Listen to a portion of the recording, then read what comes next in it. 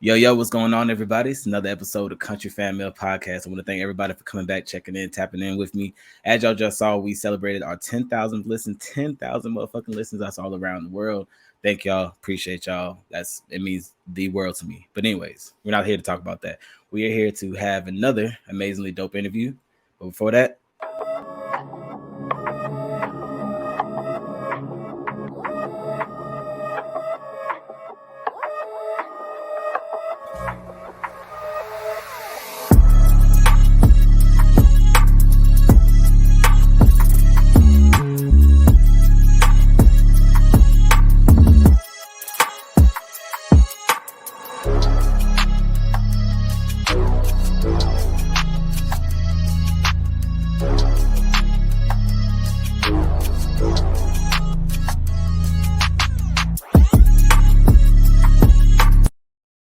all right, y'all, about to get into it. Once again, I want to thank y'all for coming back. Thank y'all for listening. Thank y'all for helping me get to 10,000 listens, helping us get to 10,000 listens. Excuse me. This is, like I said, a really big deal. I set this goal out maybe about 6 months ago, and I said that about December I wanted to be at 10K. It's September, we at 10K, so that's definitely a blessing. Next is 50K, so it's work with me. But anyways, we're gonna get into this interview. This interview is really special to me. It's really important to me. If you follow me on any social media, you might have saw me post not too long ago. I was like, hey, if you got a family member that make music and you haven't got them an interview with Country Fan Mail, like, you tripping. Don't be that cousin. Like, let them talk to me. So a lot of people don't know, but that post had a real purpose behind it because I was that cousin. And I say that because there's so much talent in this young lady that I'm about to bring to the stage. And before I even bring her to the stage, I want to tell a really quick story. I remember when I was about 4, maybe 5 years old, and maybe about 4 or 5, and this one I lived in New Mexico. And me and my mom, we went to the grocery store. I think it was called like Sons or Mers or Sirs or some shit like that. Something like that. Went to this grocery store and we're in the line. And where you have like the CD racks and the magazines and stuff right there and the candy. And I look up and I see a CD with my cousin's fucking face on it. Like, I was like, yo, I was lost my shit. And my mom wouldn't let me buy it. But anyway, I had no money to buy it. But either way, I want to tell that story because this young lady I'm about to bring to the stage, like I said, she is so talented. She has done a lot of stuff in the music industry, also being an amazing person, amazing mom, sister, daughter, co-worker, all those other things. So without further ado, I want to introduce Miss Tanecia Warren, or Tanecia Smith. Excuse me. How you doing, Miss? Hello. Hi. Hey. Thank you for coming up here. I appreciate you coming out here, Cuzzo. Like it's definitely like it's been a long time coming for sure. Absolutely. And I'm so proud of you. Let me just say that.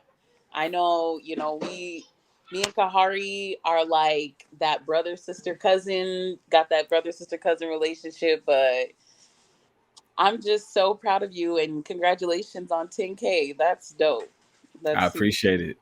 Yeah, Absolutely. it's pretty crazy. It doesn't it's still pretty crazy to kind of grasp on. But anyways, when you talk about me, I appreciate you. When you talk about me, I want to make sure that we get it in with you. So first question I have to ask you, what was the first song that you listened to when you woke up this morning? So I have a routine every morning. I pray. That's the first thing. The song that's kind of been resonating with me is called Graduate by Jonathan McReynolds. And it's on his Make Room album, on the Mm, deluxe version. And this song just basically talks, I mean, it's just in one word, leveling up. mm, So when he's talking about graduating, he's talking about letting go of things that affect you mentally, spiritually, emotionally, and just leveling up in God and mm, Christ. And it's so fitting for my life right now because there's been so much transition going on that I'm like, okay, I'm stuck. I don't know where I'm at. So listening to that just lets me know that I have elevated because I can relate to it on a different level. mm, Most people look at that song as like, oh, that might be a good graduation song. Well, yeah, it's a step, but You got to think a little bit deeper. And that's just in a nutshell what music does to me, period. But And that that's song, what I was yeah, definitely about to get into it, because I mean, when I feel like that's a unique skill that only certain people have, to be able to listen to a song and apply it to different situations, even though the song was intended for what it was intended for.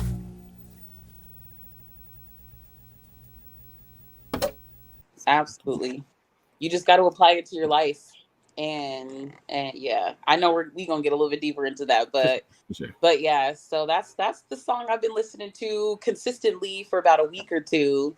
And I go through music like I go through draws, so it's just Yeah, so that's it'll change on Monday probably, but that's something we definitely got in common for sure. Like I'm the same way. Like sometimes I get really discouraged when I'm just like, damn, I can't remember what I was playing 6 months ago. Sometimes there's some things that stick with me, but then there's other shit that is just like, I was playing this shit all the time. Now I can't even think of the name of the song, but for, you know, music lovers, just kind of how that happens. for So sure. getting into that, kind of starting from as cliche as podcasting possible, starting from the beginning. Hmm. Tell me kind of how you fell in love with music. Ooh, so I actually started singing when I was 3. That's when I started singing in front of large crowds, and there was even like a newspaper clipping of me singing a song for the Martin Luther King Jr. March that Mm, happened all the time in New Mexico. Um, I feel like I don't even know the exact moment I fell in love with music, but I just feel like I was born with music just all up and through me. Like blood, yeah, but music runs through my veins. mhm. The way I hear music, the way I see music, the way I feel music came around that age. And I don't remember much of 3. Okay, who does? But Right. um, creating beats in the back, uh, driving by trash cans, making up songs about trash cans. It's like the inspiration was just instilled in me. So from what I can remember, I have always loved music, just Yeah. always. And speaking of those young times, I mean, I know I moved away from New Mexico at a young age, but one of the Hmm. things that I remember, and this is like extremely vivid, I remember being at Faith Temple and you standing in front of the church, and I remember these words. I don't even like gospel music. It was just like, Zion is calling me to a Oh, higher place. I remember that song like it was, yeah, and I still remember seeing Lil DC up there hmm, belching her heart out. Like, I mean, you were just going, and like, I mean, there's a picture of me in the choir saying, I was like, I don't know why they had me up there. Like, I wasn't the singer of the family, but then I was just like, man, I was like, I didn't know I was in the choir.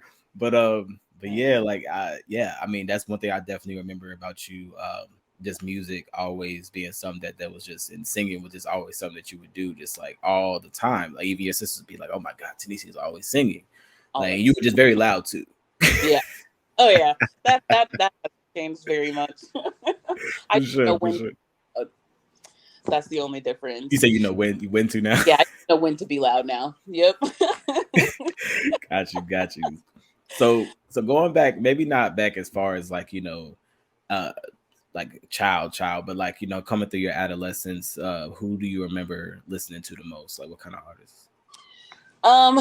So my adolescent years with music, and I'm gonna be discreet here. Um, there was a challenging time for me Mm, because I felt like I was actually living somebody else's dream and not my own. So music started to become more of like a job than it did something that I enjoyed, because it wasn't just let me get out here and sing it how I mm, feel it. It became a you need to sing it this way. It needs to be this long. You need to do this many songs. You got to sing in front of this many people. And I missed out on a lot of really good childhood moments because singing literally became my job. I was paid to sing. Um, but I feel like the gospel influences have literally been, I mean, that's my root for sure. But mm. when I started to get a little bit more into like the R&B, I kind of felt like gospel and R&B were so similar. Yes, the words were different, For sure. but it was the feeling behind it that I think was just the same. So I tried to keep music very much like my place of solitude, Mm-hmm. but it was the extra stuff that like I just couldn't get with. Like just give me some headphones and let me listen to Fred Hammond. Let me listen to Destiny's Child at that time because you know we '90s kids. So, Yeah, but man. but just The original Destiny's Child, the ones yeah, we don't remember. come on, come on, not the ones that were on the one hit, but yeah. Oof.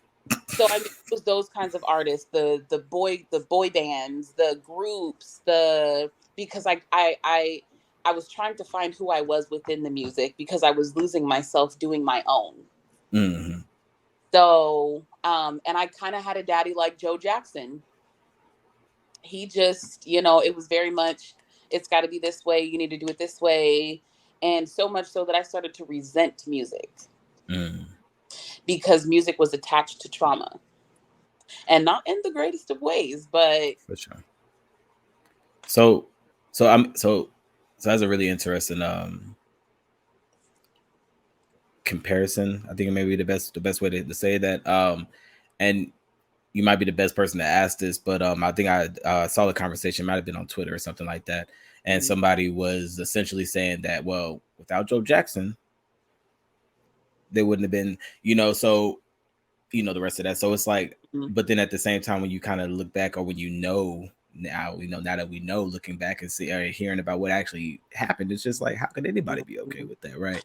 So I literally. guess my question for you is like, as far as where you just right now looking back, do you feel that things could have maybe been different and you still would have been as musically inclined as you are, or do you think that it was just you're just a product of what happened? Ooh. Whoo. Okay, so we're getting psychological here. I see you. Okay, just let me just be real raw if that's okay. Please. I think it's 50-50 because if I did not have the structure I had and the experiences I had, I don't think they would have I don't think I would be the vocalist that I am today. Mm. However, if I could have that discipline without the extra added stuff, you know, like the being hello, Oh, you okay? okay, we're good. We're good. I'm I so was like, oh shit. sorry. The force to being sing in front of people when I didn't feel like it, and the singing in places I might not have should have been singing in at the ages that I was singing in. If I wouldn't have had those experiences, I still think that I would still be the person that I am today and the Mm, vocalist that I am. Um, but I appreciated the discipline to some extent because it really did teach me like, oh, this right here is a gift and it has to be worked. It has to be, not to the point to where I want to lose my mind, but yeah, it, for sure. it's an instrument. It's still something I have to use. So there was a period of time where I wasn't singing at all, like Mm, not whatsoever, and that was strange for me, but it was too much. It was too attached to the trauma aspect of it mm, than than the, oh, I just feel like singing because singing helps me get through, or listening to music helps me get through. for So sure. 50-50 on that one for sure. I appreciate Yeah. it, but then it's like, yo, let's try this Chill the fuck method.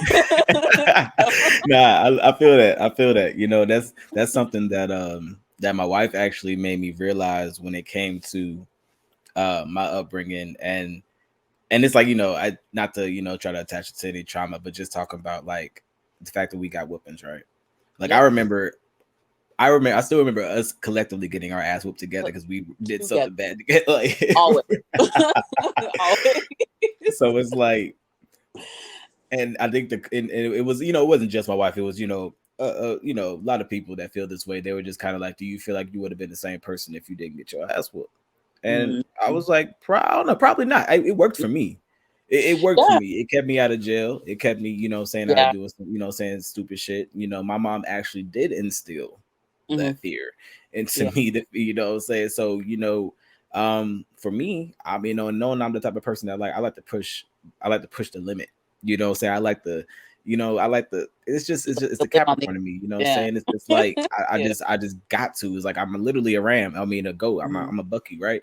So it's Mm-hmm. like with that being said, I'm glad that my mom instilled that fear into me so I wasn't pushing the limits with the law. Uh, Yeah, that's true. That's you know, pretty true. I appreciate that aspect too, because I don't got no record either. But at the same time, it was like, you know, men, women, boys, and girls, we associate things differently. So yep. like for me, the self-esteem came when I was being compared to artists who were skinnier, or, like you have to look this way in order to be this way. Nobody was showing me the Kelly Prices. Nobody was showing me the Jill Scotts. Nobody was Mm. showing me like Layla Hathaways, nobody was, you know what I'm saying? Shit, Queen legit. Latifah always been, you know what I'm I saying, thick just and know beautiful. and authentically them, and that's the piece that I think I missed. So now that I'm in my 30s, not going to say where I'm at in my 30s, but I'm in there. Um, We're born a I week apart, y'all. Yeah, I know that's the other. That's why we're so like this. I'm sorry, I just snitched on. He might be older, but it is what it is. But now I'm like, okay, T, who are you? Mm, You know what I mean? And I'm a vocal producer now for my brother's company, T Wheaton Productions, and he does this brunch every month called That Vibe, and it's one of the dopest vibes in Arizona. So, and he features a lot of different artists, people who aren't even conventional, but I know got the talent. So even with me in that capacity, mm. T, who are you? Like, you're not the trauma. You're not the, you have your own voice. I'm not a runner. I know people who can run all up and down, but I have a uniqueness that I think that's what separates good artists from great artists. Mm, And that's kind of like, that's the balance that I'm trying to find right now, because I spent so much time being who everybody else wanted me to be within the music industry for instead of sure. who I was actually created to be. Okay. I like that. I like that answer. And I think that this is a really good segue into I want to get away from music just for a second. Okay. And because one thing that I didn't mention when I was giving you that illustrious introduction was that you're a business owner. I am. So Yes. yeah, I want to get into that because you talking about being proud, like that's you do some crazy shit. But I want you to talk about it. Thank you. So yes, I am the owner of Cakes and Craves by Nisi.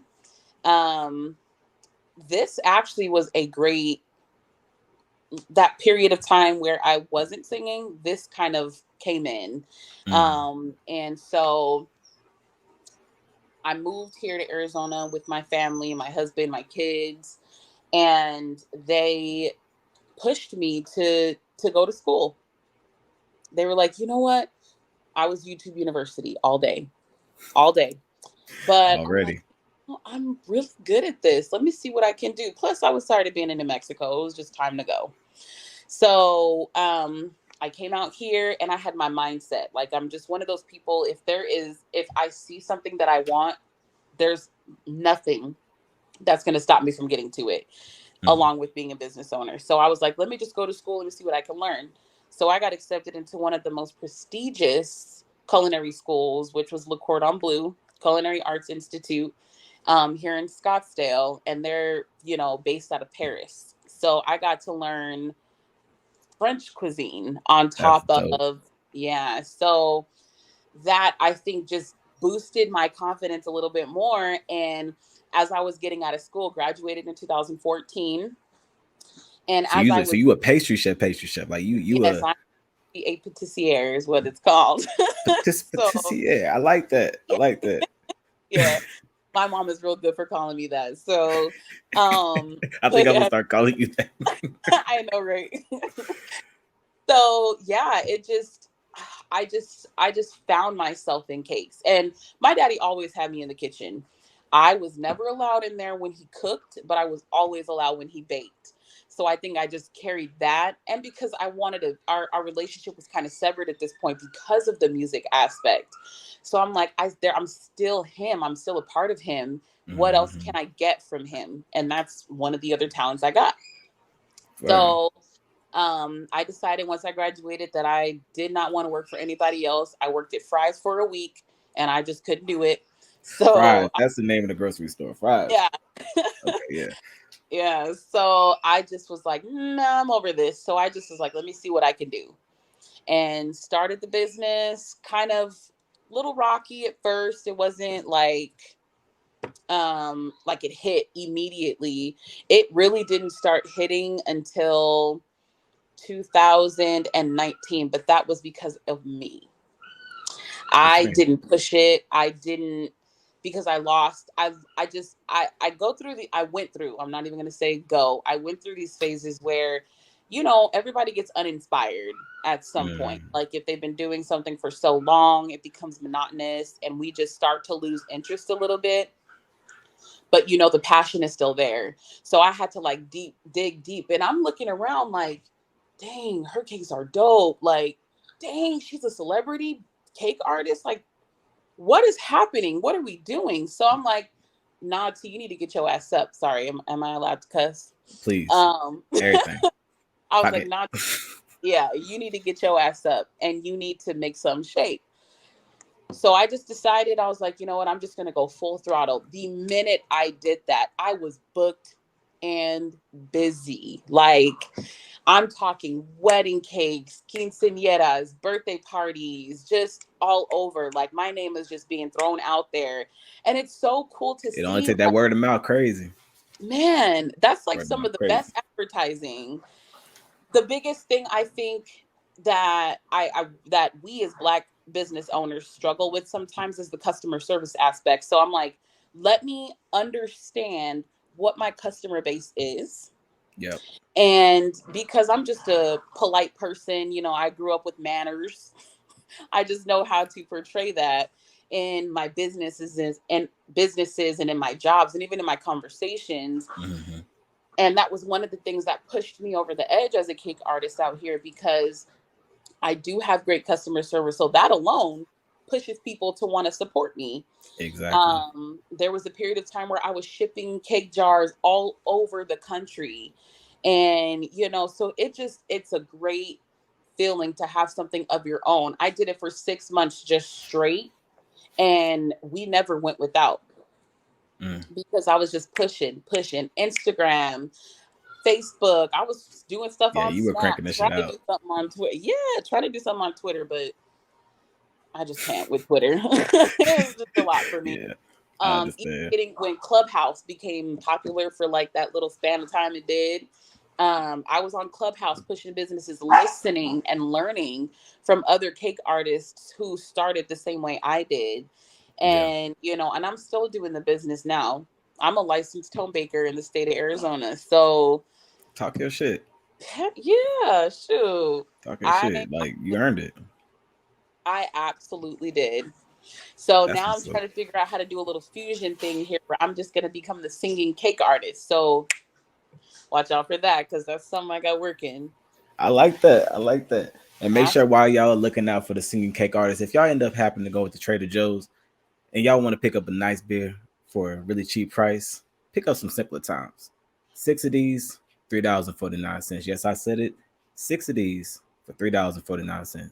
You're gonna go to that same convenience store and probably pick up a whole tall boy for $4. Stop wasting your money.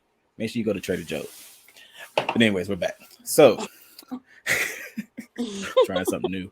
that Trying was something new. nice. We're working on the little monetization thing. I like it. But so yeah, so segueing back to music.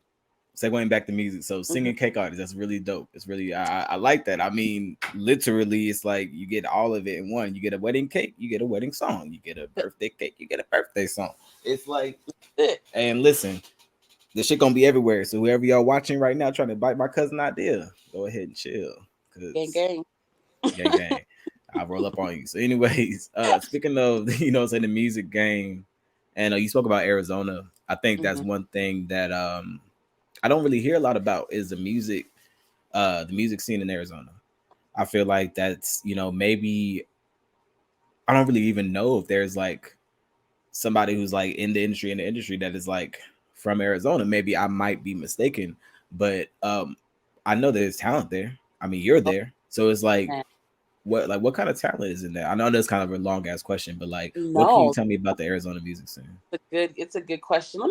So Arizona to me is like the mecca, and there's so many opportunities. It's just amazing here. Like I'm really grateful that we were led here.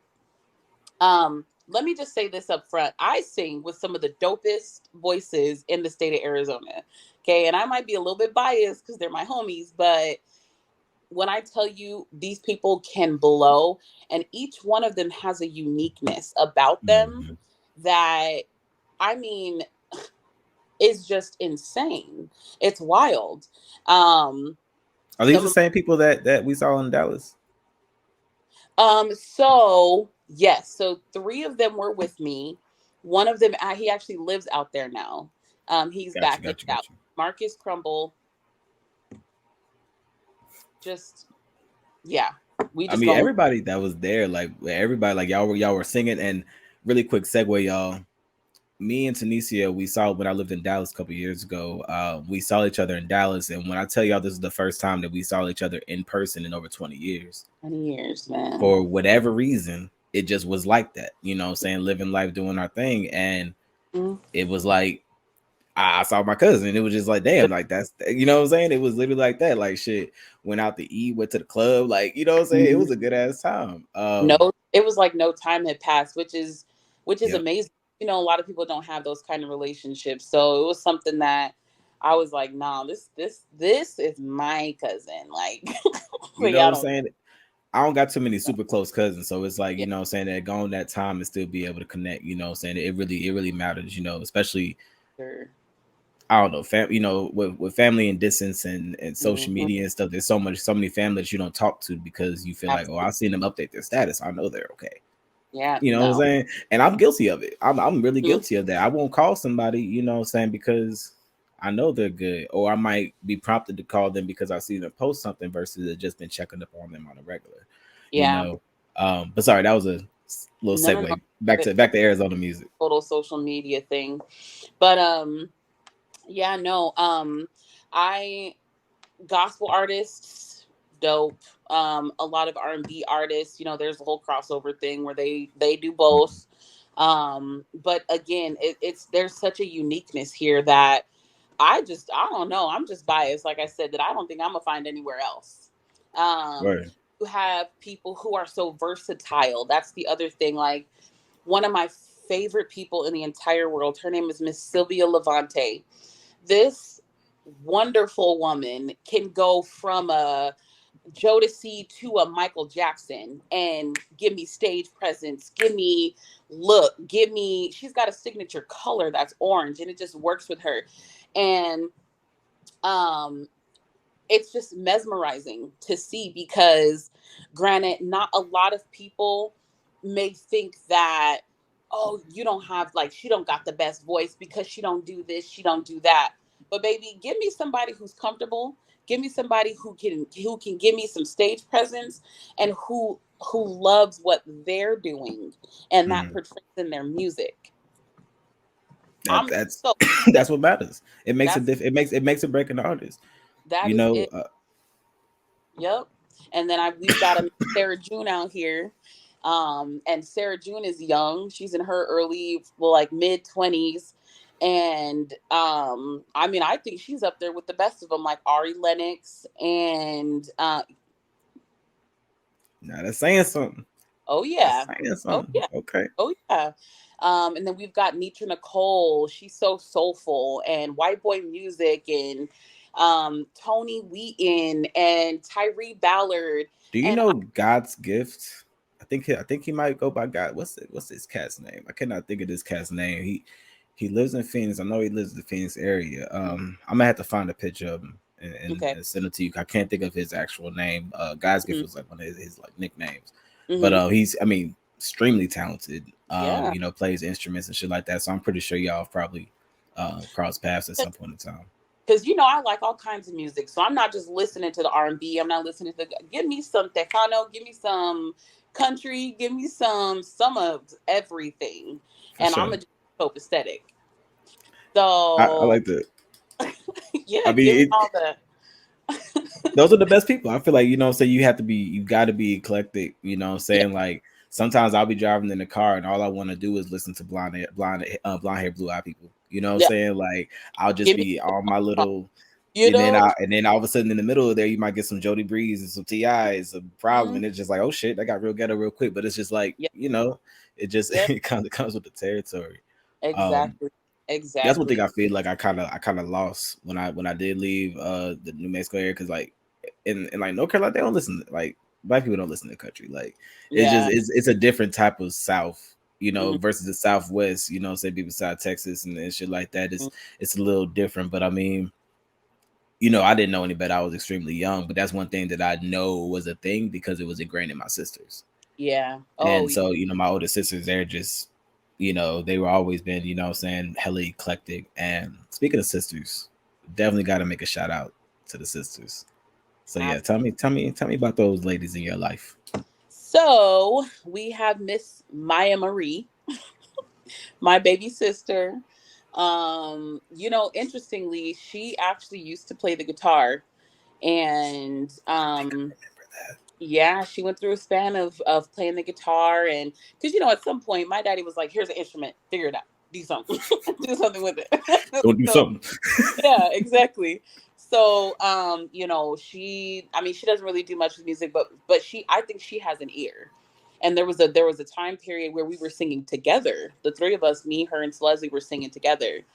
You know, my Hmm. other two sisters, we didn't really grow up around, so I don't really know what their musical talents are. Mhm. But shout out to Rochelle and Faith, my beautiful sisters, and my baby sister Kylie, and then so Leslie, you know, Leslie used to be a rapper, so Yeah. had her own little thing going on, Kingdom G, and they were some dope gospel, young dope gospel rappers in the state of New Mexico. I mean, She we tapped were in with some really dope people. Like I saw her tapped in with Molly Music at one point oh in yeah, time. Like, yeah, she was Molly, going. music, PJ Morton. PJ Morton, yep. She had another cat that she was kind His of mixed crossover is crazy, with. by the way. Yeah, PJ Morton's. listen now that one, woo, That's a crazy crossover right there. Like, yeah. Even Molly, like Molly's music is so controversial, but I yep. love how controversial it is because yes, you could tell he's spiritual because spiritual, not religious, but you could tell that he's spiritual, and it reaches everybody. And It's definitely far reaching. You know, absolutely, I've sent people the song, one of my favorite Molly Music songs, probably one of my favorite songs. Like it would probably be in my, if I had to make a list of songs, was mhm. the Book of Job. Yeah, Mhm. I think it's the Book of Job by Molly Music, Mhm. and I think that's what it's called. But that song, I mean, it literally is just a real life story, but it's literally, you know, kind of following, you know, saying the Book of Job, and you know how he Yeah. was just forever faithful, and Yep. God was just like, here, take this, here, take this, and he just like, I still love you, you know what I'm saying? It's just like it's crazy, but that was just, you know, that's probably one of my favorite books of the Bible, probably the only book of the Bible that I know exactly what happened. Yeah. Um, but Molly Music, his way of expressing that, and then the video, the visual. I don't know if you've Yeah. seen the visual, but it's just like And it's just crazy. And I remember just one of the biggest things was just like he was just like, anyways, I don't want to ruin it for you. I'm gonna make sure I tag it in here. Y'all go please, watch that video, and I'm definitely yes. gonna send it to you. I'm gonna text it to you. But yeah, Molly Music, he's a crazy crossover. What? How do you feel about music more specifically? Because I can't ask you about gospel because I ain't gonna lie, I don't listen to it. I got. You know, I have I have my artists that, you know, certain artists I'll tap into, but honestly, it's a lot of stuff that's been out for a while. Mhm. Um, but as far as R&B artists or just songstress, um, lyricists, you know, male singers, performers, how do you feel about the state right now? Like, if you had to give it a grade. Oh, Okay. I'm gonna give it like a C minus. Okay, That's good. some, because again, they're operating in where who they can reach right now. We are Mm, not this generation. I don't know what letter we're on, Generation X or Z or whatever number they are. Gen Z, I think, I because have we're more, no idea. yeah. So I think that their version of R&B is their version of R&B.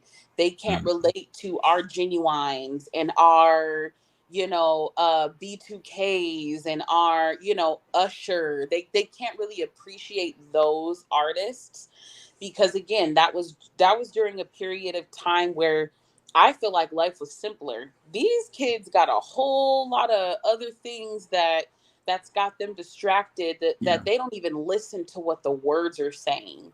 yeah, just Um, like the beat. give me a beat I could twerk to, or give me a beat that'll get me TikTok famous. You Yeah. know what I mean? Like that's I There's feel so like many songs I've never heard the actual full version. I've just heard the clip that's on TikTok or Instagram. And then when I hear the full part, I'm just like, this song is trash. Or this song is might be actually really good. And I'm just like, why yeah, did y'all use this part? It's crazy. exactly. But then you don't like it no more because you done heard this part 50 million times on So many 75. damn times. Yep. So but I mean, like Kenyon Dixon. I don't know if you've ever heard of him. Can He you, man, his whole album. Oh my God. he I'm gives trying me to interview chills Gwen Bunn, by the way. I'm putting that in the universe because I'm a vet. Because I there. that's who actually made me. She tweeted it that she put Hmm. out new music with him, and I was just like, oh, okay. So I went and listened to his whole project, and Hmm. it's just crazy. I mean, the Gwen Bunn Man. feature, the what's his name? And we just smoking get high. Hmm. Oh, What's D Smoke? D Smoke. yeah, yeah, Yeah, yeah, D yeah. Smoke. Um, yeah, the whole album. I'm sorry, I know I cut you off. No, no, Yeah, no. Kenyon. It's totally fine. Yeah, Kenyon Dixon. There's a gentleman. His name is Samo or Samat. I don't know how you pronounce it properly. But he's real dark Yeah, send skinned that to guy. me. One of his favorite songs of mine is God, which one? Because he has so many that I like. It's called Here. Okay. Um, and he's on a different level. Like it's almost like he sat with himself, sat with his emotions, and it just comes out. I don't like people who Mm. do a lot of runs and trills and all that stuff. That's what I mean by runner, by the way. But this man, my gosh, it's almost like his voice is, I don't even, it's Yeah. like there's a light in there or something. I don't even know. It's just amazing. Some But people just got that type of voice. That's how I feel about Alex Isley. yeah, Alex Isley has I don't know if it's more I don't know if it's just her voice or if it's the writing as well because she's a really good mm-hmm, writer. mm-hmm, Um or it's just that Alex Isley and Jack Dine collect like yeah, they just do like amazing shit together. You know what I'm saying? It's yeah, kind of like Drake and 40. It's just like you wouldn't have one without the other. So yeah. um but yeah, Um, Alex Isley's one for sure for me. yeah, no, I gotta check more of that music out because I'm starting to get off of the mainstream beats and Mhm. more into the what I feel like almost are treated like indie artists. You know what I mean? Like people who are just not so in the forefront. Yeah. I feel like if I have to listen to you on the radio, I don't even want to listen to you because I mean I just feel like it's music for everybody, but I want to listen to stuff that touches my soul, For sure. and that's what those artists do. Um, And a you lot know. of artists like that I discovered like that. Like I listened to Alex Isaac before she kind of got big. Hmm. Same with Ari Lennox. I was listening to Ari Yeah, Lennox. Back before. Essentially either right at the beginning or well before Dreamville. You know what I'm yeah, saying? So it's like it's a different type of music. But I feel like there's certain it is. people that I listened to before they got signed, and they were much better before they got signed. Like what's her name? LMA. I Oh, liked her old stuff. yes, Her I old stuff was just amazing. do. Somebody who keeps me on my toes, besides Jasmine Sullivan, because Jasmine before, Jasmine now, she's just insane. Jasmine Um, is something different. but JoJo, I don't know. She just pops up out of nowhere, just and just creates these. killing it. I mean, I know every single one of her songs. Every single one. Ones that didn't make it. Because She's she's one not, of them. she's never, I mean, after her Get Out, Leave Right Now, all that little Yeah, stuff when she was our age, you yeah. know, It was that shit though. And she was the only white girl doing it like that. You know what I'm saying? It's like we had JoJo, we had Britney Spears, and she didn't cross that line. You know? absolutely. So, listening to her now is she's also one of those people that touches me. Summer Walker, I have a new appreciation for Summer Walker. Her awkwardness, I love it. I didn't really start like listening to Summer Walker until I saw her Tiny Desk. Yo, And her that was the Tiny weirdest Desk, thing I've ever watched. But the girl sat there she with a barely stuffed moved, monkey, looked like this the whole time. but And was she blowing. murdered. Like I was like that's I'm so glad you said that's literally one of the first times that I started to appreciate her as well. It's like she's a Mhm. cool artist and stuff, but I was Yeah. like, whoa, what the fuck is Like, this? And then girl. there's this song, I think it's Insane by Summer Walker. Oh, yep. I don't I even usually like that. songs like that, but that Yeah. song is so intoxicating. Even from the Yeah. beginning of it, it's just like, and then the Yep. chorus just that like I don't know if it's a guitar like I don't know what it is, but it's just She's so weird, but she's so her weirdness, and that's what that goes back to what I was saying at the beginning. Her weirdness is what makes her unique. yeah. Her strangeness is what makes her a dope artist to me. Like, Mm, and the fact that she is just her, she's authentically her. She speaks about her anxiety on stage. She speaks about, those that transparency is not something that you see from a lot of mainstream artists for because sure. Ari Lennox as well. yeah, yeah, She's her extremely awkwardness. open, you know what I'm saying? Her awkward as fuck, goddamn, you Mhm. know what I'm saying? She was going through some shit I'm not gonna speak on because I don't know the specifics, Yeah, but I know outside of what she spoke on, which I guess I could yeah. say she was dealing with some drinking issues and stuff like Yeah. that. So like and she would go live and our Lennox would sit there in the live and be going in on everybody. Like she didn't Mhm. give a fuck. Like, you know what I'm saying? Like she didn't Yep. have a really charting song right now. She Yeah, didn't care. But I yeah. appreciated her realness and her openness Mhm. and her awkwardness. You know what I'm Yeah, saying? Like she's awkward as absolutely. hell too. Absolutely. But I mean, those experiences, and see, that's the part that I'm tapping into again right now, is just my experiences make me who I am Mm, and allow me to be, I don't want to be famous. Let me just put that out there. I don't want to be mainstream. I don't want to be that. If I can help somebody get there, that's why I do a lot of backgrounds, a lot of vocal yeah, producing, because I've been there. I've sang with Harold Melvin in the Blue Notes. I've sang behind Rod Digga and Rampage. And, so I've sang behind a bunch of artists that I feel like it's my time has passed to be what I've wanted to be. And that yeah, was at the time to be an artist. But now I'm like, okay, let me take those experiences. Let me take my knowledge. Let me take my experience and let me help somebody else get there. let me I love help let me help somebody get, because I know a lot of my friends want to be mainstream, that. Hmm. so I'm hard on them. I'm pretty much Joe Jackson Jr. So but not in the capacity. My whole thing is, and this is what I tell people when people approach me about, hey, do you do vocal lessons? Okay, I don't really have the patience for vocal lessons, but let me tell you what I can do for you. Hmm. The energy that you bring, the willingness that you bring, that's what I can use. And that to me goes a long way than technique, because most of the people I know can sing, they just don't have the I have no confidence technique. to do it. They don't have any technique to do it. Hmm. So that's where I come in, For sure. you know? That's a dope position to be in, and I feel like they were just talking about it on No Jumper. There was they were interviewing 19 Keys, and they were talking about how they when they take the word genius, they said the Hmm. word genius is the one of the most misused words in the Hmm. language because genius was really supposed to be whatever talent that came from you from the creator. That's the actual version of the, say, definition. So whether it was the artist, whether it was the person who set up the microphones, whether it was the person who had the light, whether it was the person, all that is genius in its own right. Because that Yeah. artist, don't ask that artist to go over there and do no set up sound check. I'm like, what the fuck are you talking about? I just get up there and I sing. You know what I'm saying? So it's like it's not, saying, gonna translate that. But yeah, so I feel like there's a genius in everything, and Yeah. being able to identify that your genius is and instilling that power into other people is really, saying, a beautiful thing. And I think Yeah. that kind of brings us full circle. And to kind of wrap it up, one of the Mhm. questions that I asked kind of to bring it all together, what would be, if you could get a message out to everybody in the world, like, whether it be text message, snail mail, wherever, everybody in the world has got a message at the same time, what would it say?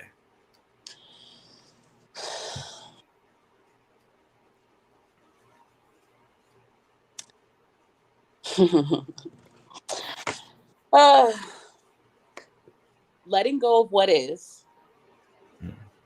and becoming who you're meant to be. And you could take that as you will.